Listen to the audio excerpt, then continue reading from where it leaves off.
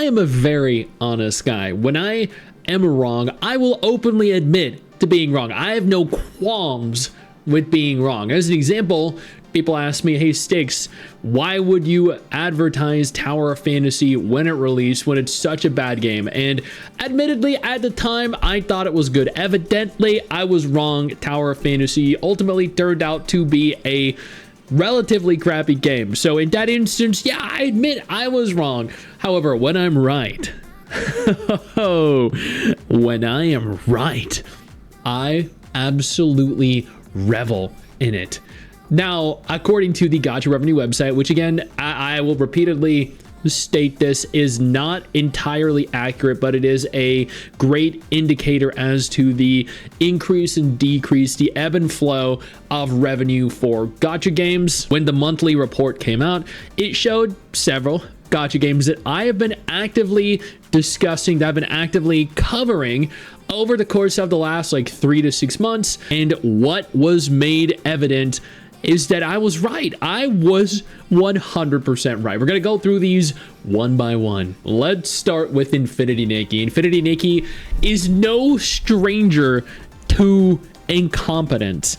This studio has absolutely squandered what is arguably one of the biggest, best niche gacha games that target a demographic that no other game targets. Somehow they take this and they just ruin it. And the statistics show that players are finally fed up with this. Players have finally had enough. I've been covering the downfall of this game. This game is so high quality, so good, but it is so disgustingly predatory, and the developers, the publishers, all encompassing, mishandle this to such an egregious degree that it is crashing and burning. As an example here, you'll see that last month's revenue was 6.5 million. This month's revenue is 3.5 million. The 3.5 million is the lowest revenue Infinity Nikki has been at since launch. They continue to fumble. They continue to make mistake after mistake. And you know what? I have been saying players can only take so much. Eventually, players are going to have enough and be like, you know what? Nah, fuck those guys. They suck. They hate us, and it is not worth supporting them anymore. And evidently, they're hitting that point. And it is great to see. Another game, Persona 5 The Phantom X. Now, I will point out here, Persona 5 The Phantom X is a very good quality game. At least the Chinese version is. Sega absolutely neutered this game. And although they did state there were going to be changes, alterations made to the game in an attempt to appease players that were upset, those are going to happen at some point down the line. And whether they do ultimately end up happening or not remain to be seen. We don't know. We cannot ever know. And again, Persona 5 The Phantom X in Japan, with Sega as a publisher, which also publishes the global, has destroyed the reputation of this game. They have, at every given opportunity, decided to just punch it down, dude. And evidently, the revenue shows that for the few months the game has been available, it launched to critical acclaim, dropped, and then it's starting to crash and burn. I think over the next couple months, if it drops below 3 million, it's going to be a signal that Sega is, much like Infinity Nikki's developer and publisher, rather and relatively incompetent. And I've been covering that over the course of the last couple months. Now, again, they did state that they're going to make alterations to the game, and for all intents and purposes, I do hope that they somehow manage to, because I would love to see the game actually turn this around and do good. Before we go any further, I do want to take a moment here to thank all of my incredible patrons over on Patreon and my YouTube channel members who allow for me to continue to do dedicated videos like this every single day. You guys are absolutely phenomenal, and I genuinely cannot thank you all enough for the support. Girls Frontline 2 is the third out of like 4 or 5 games I've been solely covering the decline of.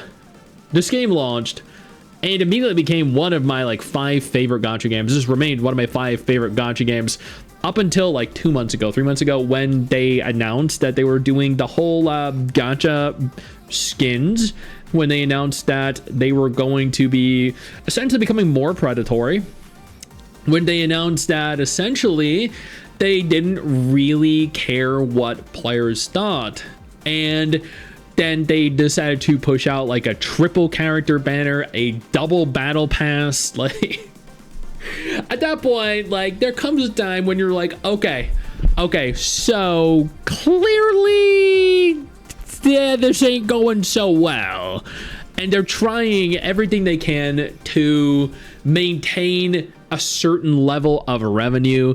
And like Girls Falling 2 still, minus the drama, minus the gacha skins, minus the, I think, larger focus on being more predatory, is still an incredible game. Like I will go back to this game.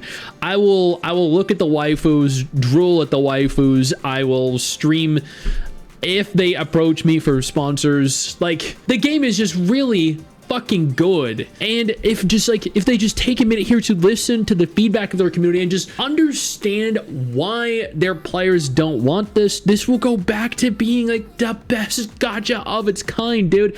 But you look at its revenue, it has declined to the lowest it has ever been, well, you know, since its global launch, which is depressing, but at the same time an indicator that, hey, maybe you should be listening to your players and not just seeing them as dollar signs and as money bags. And then finally, actually, you know what, I can't even find Crystal of Outlaw here. Yeah, they don't even track this game. That is wild. Okay, sure. Evidently, you know, games rise, games fall. Some months are good, some are bad, some are better than others. That all makes sense. Different gacha games hold different events, have different limited banner characters that are highly anticipated, sure, but there are certain games that are continuing to decline at a rapid rate. There are certain indicators as to why certain gacha games are continuing to decline at a certain rate. This right here, this is evidence that all these gacha games are declining for much the same reason: incompetence. These studios just do not really care about the player experience. Rather, they care about the financial return they get from the player. Now, again, I will point out these are all great games, really high quality, very fun, engaging games that are, for all intents and purposes, the best or some of the best games in their respective genres. But that doesn't mean that, you know, they're in a good spot financially. And I called every single one of these. Papa Stix right here. I also called Black Beacon, which, you know what? That ain't doing too good. That is not doing good at all. Where even is this game? Yeah.